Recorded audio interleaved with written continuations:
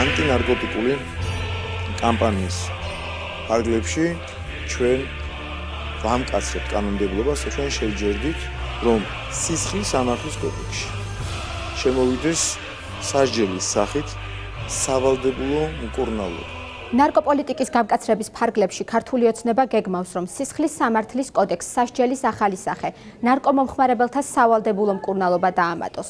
პარტიაში ამ დროისთვის არ საუბრობენ სად, ან რა ფორმით მოხდება მკურნალობის პროცესის წარმართვა.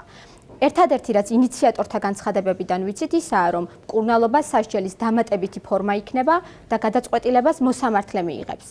ექიმი ნარკოლოგები საკითხის შეფასებისას ამბობენ, რომ ეს ინიციატივა პრობლემურია.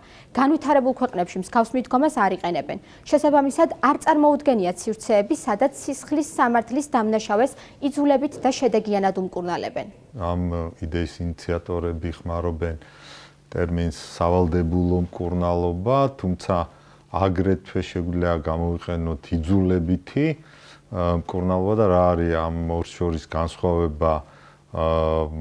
ფიქრობ რომ თავადაც არ წარმოუდგენიათ და აგრეთვე მრჩება შთაბეჭდილება რომ არ არიან ჩამოყალიბებულები რეალურად რას ნიშნავს ვისთვის იქნება გამიზნული ეს მიდგომა და რეალურად როგორ და რა უნდა გაკეთდეს შეიძლება არ უნდოდეს არ კონდეს სურვილი არ იყოს მზად ამ პროცესისთვის და ძალით მიაღებინებენ მედიკამენტს ან იძულებით დასვავენ ფსიქოთერაპევტთან. დღეს განვითარებულ ქვეყნებში ნარკოდამოკიდებულებასთან ბრძოლისთვის სრულად განსხვავებულ მეთოდებს იყენებენ.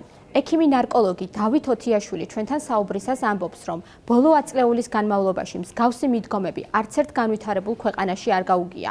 ერთადერთი ქვეყანა, რომელიც ახსენდება, ბელარუსია. თანამედროვე ცივილურ სამყაროში რა მიდგომაც არსებობს, ოღონდ რადიკალურად განსხვავდება იდეურად არის ნარკოტიკების მომხმარებლებისთვის დასჯის ან სასჯელის ალტერნატივების მიდგომა ამერიკაშიც არის და ევროკავშირის პრაქტიკულად ყველა ქვეყანაში და სთავაზობენ სასჯელის სანაცვლოდ აირჩიოს მკურნალობა სამკურნალო პროცესში ჩართვა.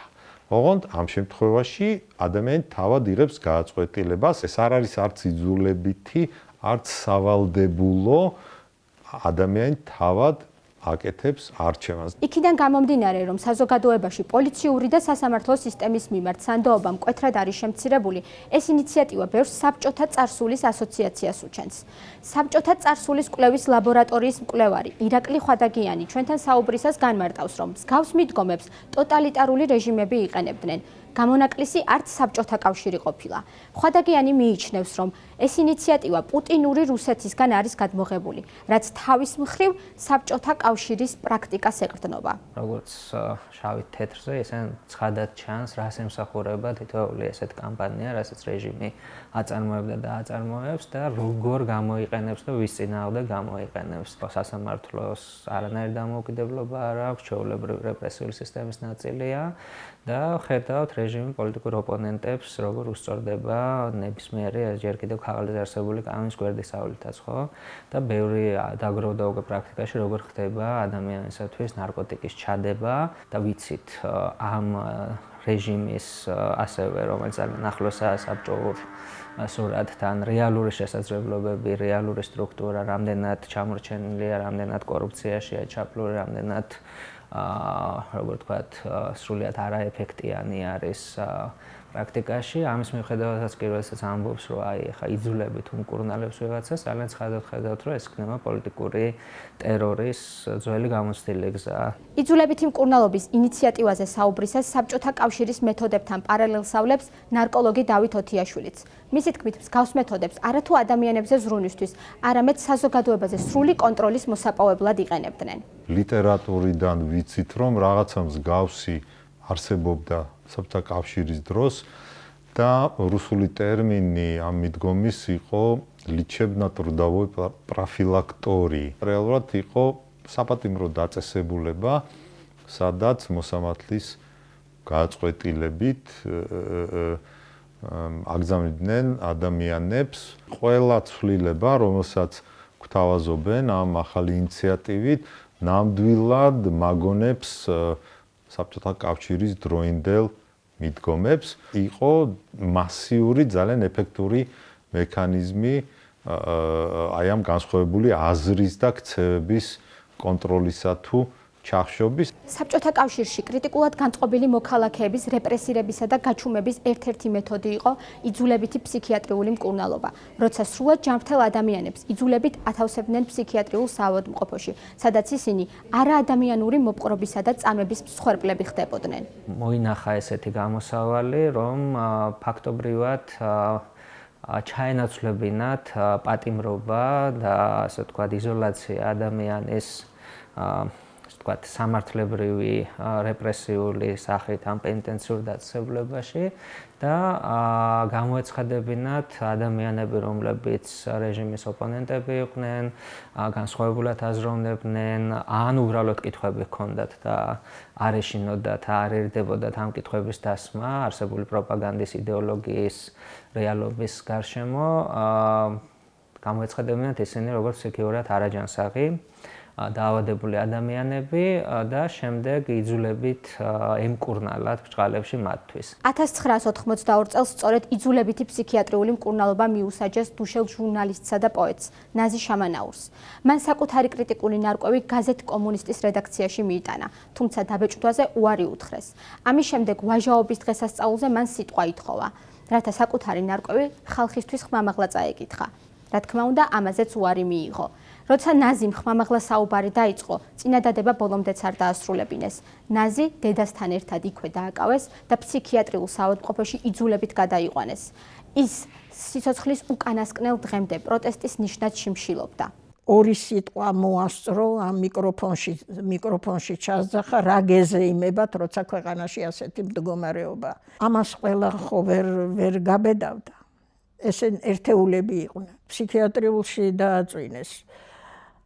მხოლოდ იმის გამო, რომ ის ლაპარაკობდა სიმართლეს და ის იბრძოდა. იბრძოდა თავგამოდებით და თავგანწირვით. ებრძოდა მაშინ ასე ერქვა ნეგატიურ მოვლენებს.